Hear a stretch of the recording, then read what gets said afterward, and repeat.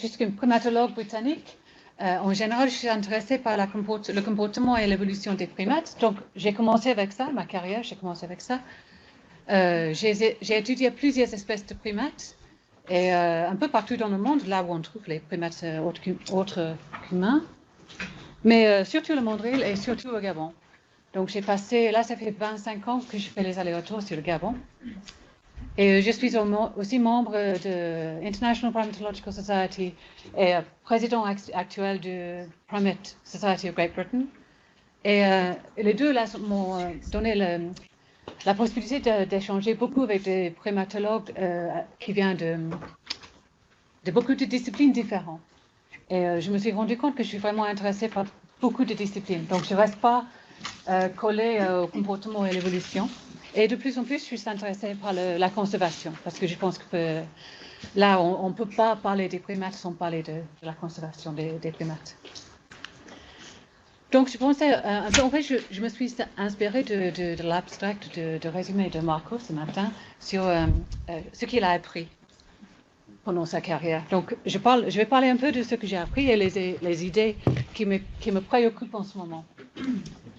Et je vais vous donner 3 points majeurs. Le premier, c'est que pour mieux conserver les primates, nous avons besoin de l'anthropologie. Donc, on n'a pas que besoin d'étudier les primates eux-mêmes. Deuxième, c'est qu'on a besoin, et je pense que nous tous, on est déjà convaincus de ça, mais on a besoin des primatologues qui viennent des pays qui abritent les primates. Donc, on ne peut pas se contenter d'être primatologue en Europe ou en Amérique du Nord, par exemple. Et troisième, c'est que c'est lié à ça, c'est qu'on a un très gros, un besoin énorme de décoloniser la primatologie. Et tout ça, c'est basé un peu sur 2 collaborations internationales dont je fais partie. Les deux publications. Donc, c'est les collaborations énormes avec 30 primatologues, 21 primatologues, je pense. Première, ça date un peu maintenant, 2017, où on a fait une étude de la liste rouge pour montrer la crise d'extinction des primates, donc les problèmes de la conservation des primates. Et on a montré, là les chiffres ont un peu augmenté, que 60% des primates sont en voie d'extinction. Et donc ils vont aller à l'extinction si on ne fait rien. Si on continue comme on fait, ils vont disparaître. 75% de population sont en train de diminuer. Et que tout ça, comme nous tous on sait, est à cause de nous, une seule espèce de primate, l'être humain. Donc ça en premier. Deuxième, c'est qu'il y a un grave manque de preuves dans la conservation. Et ça me préoccupe beaucoup en ce moment. Donc on a montré ça avec encore une collaboration internationale. Et le problème, c'est que la plupart du temps, on n'a pas de preuves qu'une action, une intervention de conservation marche. Et il y a plusieurs raisons pour ça. Première, c'est que la littérature est biaisée sur les interventions qui marchent, parce que nous tous, on est scientifiques et on veut montrer que quelque chose marche. Deuxième, c'est qu'on ne lit pas. On ne lit pas assez. Donc, il y a des études qui ont été faites dans la littérature, mais on se lance dans un projet sans avoir lu les études qui ont été faites. Donc, on entend parler tout le temps, des interventions qui ne marchent pas. On sait que ça ne marche pas. Donc là, je peux râler là-dessus, donc je m'arrête. Et mauvaise conception des études, donc c'est-à-dire qu'il y a des études qui ont été faites, mais sont tellement mal faites, mal conçues, qu'on ne peut pas se baser sur les conclusions. On ne peut pas tirer des conclusions. Un autre problème, c'est que parmi nous, la plupart du monde s'intéresse aux primates. Donc, c'est-à-dire soit l'écologie, soit la psychologie, soit l'évolution, soit peut-être l'évolution de l'être humain, donc on étudie les primates. Mais on est des primatologues qui viennent de la science de vie, ou bien on est vêtus. Donc, on se concentre naturellement sur les primates parce qu'on est intéressé par les primates. Il y a aussi parmi nous les gens qui s'intéressent aux primates parce qu'ils sont passionnés par les primates et qui n'ont pas de formation. Mais ils sont passionnés par les primates et on veut les conserver. Tout ça, c'est super. C'est une super bonne motivation. Mais ce n'est pas la bonne formation pour conserver les primates. Parce que toutes les menaces sur les primates viennent de l'être humain. Donc, je n'ai pas besoin de vous expliquer beaucoup sur les effets de la déforestation. Donc là, c'est la déforestation à grande échelle, petite échelle aussi pour vivre. Donc, si on vit à côté de la forêt, faussement, on exploite la forêt. La viande, on mange. Là, c'est un singe qui a été mangé par des pêcheurs parce qu'ils n'ont pas pu pêcher pendant 4 jours. Donc, ce n'est même pas les chasseurs. C'est des pêcheurs parce qu'ils n'ont pas à manger. Et les primates qui sont détenus à la maison comme animal de compagnie. Donc, tout ça, c'est les êtres humains. Et c'est-à-dire qu'on a besoin de l'anthropologie parce que si la conservation concerne le comportement des humains, pour répondre aux besoins dans la conservation, forcément, on doit nous engager auprès des humains. Et si on veut étudier, travailler avec les humains, il faut l'anthropologie. Et entre nous, la plupart des primatologues, on n'est pas formés dans l'anthropologie. Moi non plus. Hein. Pardon. Ça, moi, je ne vois plus là. Donc, nous avons besoin de l'anthropologie. Donc, pour comprendre les êtres humains, on doit étudier les facteurs donc, sociaux, culturels, politiques, surtout historiques, et je vais revenir sur ça, qui influencent la vie des personnes qui menacent les primates. Donc, ce n'est pas que les personnes font exprès de rendre les primates ou de les amener vers l'extinction, mais c'est dans leur vie, ils font des actions, comme nous tous on fait des actions. Voilà, plastique, j'aime pas la plastique. Et ça ne peut être étudié pleinement si on utilise les méthodes ethnographiques dans nos projets de conservation. Mais là, ça nous pose un problème parce que nous, on n'est pas formés dans les méthodes ethnographiques et on n'aime pas qu'on nous dise qu'il faut apprendre quelque chose de nouveau. Complètement nouveau, je veux dire, complètement différent. Donc, l'ethnographie est fait avec, par exemple, les entretiens semi-directifs, c'est-à-dire un entretien qu'on fait avec quelqu'un, avec peut-être une guide pour la conservation. On va poser quelques questions, mais après, on suit la conversation avec quelques points qu'on veut vraiment discuter. Surtout, c'est fait avec, là, je ne sais pas si j'ai pris la bonne phrase et je ne vois pas Sophie pour m'aider, mais l'observation participative. Donc, c'est-à-dire qu'on vit avec et parmi les gens qu'on veut étudier pour comprendre leur vie, parce que ça devient à la fin notre vie à nous aussi. Pour faire tout ça, on écrit chaque soir un journal ethnographique pour analyser, pour comprendre, pour essayer de comprendre la coutume dans laquelle on est et peut-être mieux comprendre une question, 2 questions. Et pour les gens qui étudient les sciences de vie, le pire, je pense, c'est que la théorie émerge des données.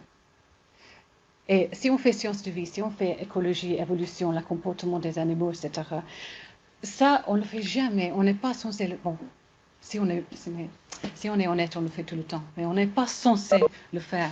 On est censé commencer avec la théorie. Après, on collecte des données pour tester les théories. Mais en anthropologie sociale, culturelle, la théorie émerge des données. Donc, on commence avec les données, après les théories viennent. Et il y a plusieurs théories. Donc, l'anthropologie est holistique, réflexive, située, complexe, difficile et nuancée. Et c'est complètement différent de tout ce qu'on fait dans les sciences de vie. Oui. Là, je vais le lire, pardon. L'intégration des méthodes de sciences sociales dans notre travail nous permettra d'acquérir une compréhension plus profonde et nuancée, donc nuancée encore, des communautés et des personnes avec lesquelles nous travaillons, et de comprendre les interactions hommes-femmes afin de promouvoir la coexistence. Donc là, je n'ai pas dit le conflit. Parce que l'anthropologie fait en sorte qu'on étudie toutes les relations entre l'homme et l'être humain et la faune. Pas que le conflit. Si on se dit déjà que c'est un conflit, forcément on va trouver le conflit. Parce qu'on ne cherche rien d'autre. Et on ne parle pas de conflit, on parle de coexistence et on parle d'interaction. Ça crée souvent les malentendus. Donc quand je parle de l'anthropologie sociale, avec des gens qui font plutôt des sciences de vie, sciences véto, etc., Ça fait des malentendus parce qu'en fait, on est formé dans des situations tellement différentes. On a des préconceptions, des préjugements, chacun de l'autre. Donc, les gens qui font les sciences de vie vont trouver que les gens qui font l'anthropologie sociale font des études subjectives. Et on dit que c'est pas bon. Ou que les anthropologues avouent eux-mêmes que c'est subjectif parce que tout ce qu'on fait est subjectif. Il n'y a rien qui n'est pas subjectif. Mais par contre, l'anthropologue, il va dire que nous, qui font les sciences de vie, sont réducteurs. On veut tout réduire aux généralités, mais les généralités, ce n'est pas les choses les plus intéressantes. Donc, parce qu'on a des différents fondements philosophiques, de différentes théories, de différents types d'analyses, de différents vocabulaires, même de différentes façons d'écrire et styles d'écriture, on ne se comprend pas. On ne se comprend pas du tout. Et souvent, si on ne se comprend pas, on retombe ou on tombe dans une histoire de chauvinisme. Donc, on pense que notre discipline est mieux que l'autre. On est aussi territorial, parce qu'on cherche tous les financements, tous les postes, etc. Mais pour mieux faire, on doit être interdisciplinaire. C'est-à-dire que soit on se fait former nous-mêmes dans une autre discipline, soit on travaille avec les gens d'une autre discipline, mais avec l'esprit ouvert. Et la recherche qui transcende les frontières académiques conventionnelles nécessite une ouverture d'esprit, une flexibilité pour aller au-delà de notre zone de confort. Donc il faut vraiment être troublé de comprendre et connaître la légitimité des autres connaissances. Donc, c'est-à-dire qu'on doit se dire, même si moi, je suis convaincue de l'anthropologie évolutive, par exemple, c'est mon domaine, je dois aussi donner la place aux gens qui font l'anthropologie sociale culturelle. Et on engage profondément avec des façons de penser qui ne sont pas les nôtres, avec les façons de collecter des données qui ne sont pas les nôtres, les façons d'analyser les données qui ne sont pas les nôtres, et les façons d'écrire, etc., qui sont tellement différents et troublants. Donc c'est vraiment, on est mal à l'aise, souvent. Mais c'est nécessaire, à mon avis. Donc tout ça, c'est un article qu'on a écrit là, il y a assez longtemps. Je ne me souviens plus quand ça s'est sorti. Et à l'époque, on appelait ça conservation biosociale. Et on a écrit un article avec les trois étudiants, trois thésards là, Emily Katechan, et avec Sandra Bell, qui est un anthropologue environnemental. Mais là, après, j'ai continué à réfléchir, je continue à travailler sur ça, surtout de lire. Et en même temps, mon deuxième point majeur, c'est que nous tous, on sait déjà qu'on a besoin de primatologues bien formés, experts, des pays situés dans l'aire de répartition des primates. Et je vais ramener les deux ensemble. Donc, mais pour aller un peu plus loin avec ça, c'est nécessaire parce qu'on a besoin de comprendre la situation locale. C'est nécessaire si on veut changer, si on veut avoir une influence à long terme. Si on veut vraiment faire de la conservation à long terme, on n'a pas le choix. Il faut absolument avoir les primatologues qui sont sur place. Et en tant que modèle aussi, parce que si on a un primatologue qui est sur place, qui est bien connu, ça fait en sorte qu'il y a d'autres qui voient que c'est une possibilité comme carrière. Donc tout ça ensemble m'amène vers une approche décoloniale. Donc, troisième point, qu'on a besoin de décoloniser la primatologie. Donc, c'est-à-dire renverser tout ce qu'on fait, réfléchir à tout ce qu'on fait, changer tout ce qu'on fait. Et ça m'amène un peu plus sur mes pensées en ce moment. Là, je suis en train d'écrire quelque chose sur ça. Donc, l'héritage colonial, nous tous, on le sait, continue d'influencer tous les aspects de nos vies, y compris notre travail dans la primatologie. On n'apprend pas ça à l'école. Surtout, on n'apprend pas ça si on passe en sciences et on fait sciences à l'université. On oublie, on ignore. J'imagine que c'est pareil en France, mais je sais que c'est vrai en Grande-Bretagne. Et ça fait en sorte qu'on accepte Et on ignore même les déséquilibres sociaux. Et ça a un effet sur à qui on fait confiance, qui on écoute ou on n'écoute pas, et le travail qu'on apprécie et le travail qu'on ignore. Tout ça, c'est important. Donc, dans la primatologie, qu'y a-t-il de colonial? Il y a l'histoire coloniale de la science. Là, je ne vais pas en parler aujourd'hui, parce que c'est toute une autre présentation. Il y a aussi la primatologie moderne qu'on est en train de faire nous. Donc, nous tous, on le connaît, ça, la répartition des primates autres qu'humains. On sait que ce sont des espèces tropicales en général. Et on sait aussi qu'en général, c'est collé avec les pays qui sont... voilà, je ne connais pas la phrase en français. On le sait tous. Mais si on fait la comparaison avec la répétition des premiers auteurs, donc ça c'est une analyse qu'on a fait à IJP, on prend les premiers auteurs des articles et on regarde un peu d'où ils viennent. Donc la largeur de la barre, ici et là, c'est le nombre de soumissions qu'on a aux revues de primatologie internationale. Et on voit que l'Europe, c'est énorme, et l'Amérique du Sud encore plus. L'Afrique, c'est le pire. Très, très petit. Donc ça, c'est le nombre de soumissions. Y, ici, l'axe Y, c'est la proportion de manuscrits qu'on arrive à accepter. Et on voit aussi qu'il y a un problème, parce que l'Amérique du Nord, c'est à peu près pareil que l'Europe de l'Ouest. Amérique latine du Sud et Centre, un peu moins. Afrique aussi moins. Asie, Australasie, moins. Donc on a un problème de répétition des premiers auteurs.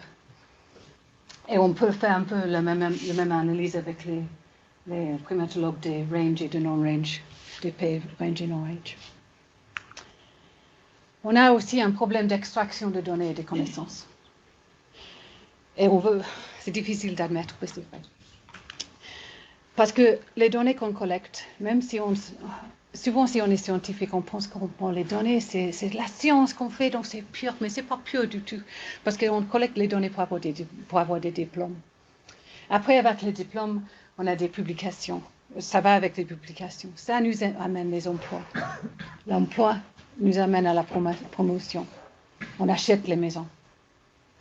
On a du prestige, on est invité dans les congrès. On nous donne à manger. On nous invite pour un week-end à Paris. Donc tout ça, quoi. Et la valeur pour le primatologue est beaucoup plus que la valeur pour les primates et pour les gens qui vivent autour des primates, donc la population locale. Et on voit tout de suite le problème pour la conservation.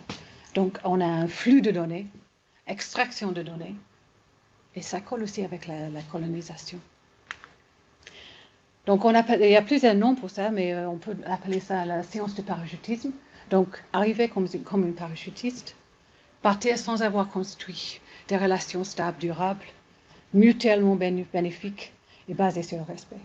On vient, on fait une récolte de données, on amène les données, on amène aussi les échantillons ailleurs, chez nous. Souvent, on oublie même d'envoyer l'article à la fin, c'est un article. Il y a pire, parce qu'il y a aussi des violations des droits humains au nom de la conservation. Là, c'est plus général, c'est pas que la conservation des primates, mais ça arrive aussi dans la conservation des primates. Donc, pour protéger le parc national de Mesokja, qui est en République du Congo, les éco-gardes font de la violence sur les pygmées de la forêt et des menaces contre les vaques. Ouais. Donc, on menace les humains pour protéger les animaux. Donc, quelques points à réfléchir. Je vais essayer d'aller vite. Qui conçoit nos projets? Qui dirige nos projets? Qui fait le travail? Qui profite de nos projets? Là, je parle de la recherche en primatologie en général, mais aussi de la conservation. Qui est formé et qui forme? Qui est entendu? Qui est ignoré? À qui fait-on confiance? Et qui est parmi les auteurs des articles qu'on écrit? Donc, ça fait partie le travail qu'on valorise. On peut aussi penser à l'inégalité des salaires. entre les gens qui sont locaux et les gens qui sont expatriés. Les opportunités de promotion qui sont inégales. Les étrangers qui sont moins qualifiés, mais qui sont recrutés à la place des nationaux. On peut penser aussi aux annonces de postes qui sont écrites avec un préjugement que ça va être quelqu'un de l'extérieur. On ne pense même pas qu'il y a quelqu'un de la nation qui peut faire ce rôle. On peut parler du plafond blanc. J'aime pas blanc-noir, mais on peut parler parce qu'après un certain niveau, on ne trouve que des blancs. Paternalisme, commentaire condescendant. Moi, j'en ai vu, j'ai mes collègues qui sont là, qui reçoivent des commentaires mais horribles. La présomption, qui a un besoin de renforcement de capacité, ou qu'on a des gens qui sont bien formés déjà. La supposition qu'il n'y a pas de nationaux qualifiés. Une expression d'étonnement de rencontrer un national qui est qualifié.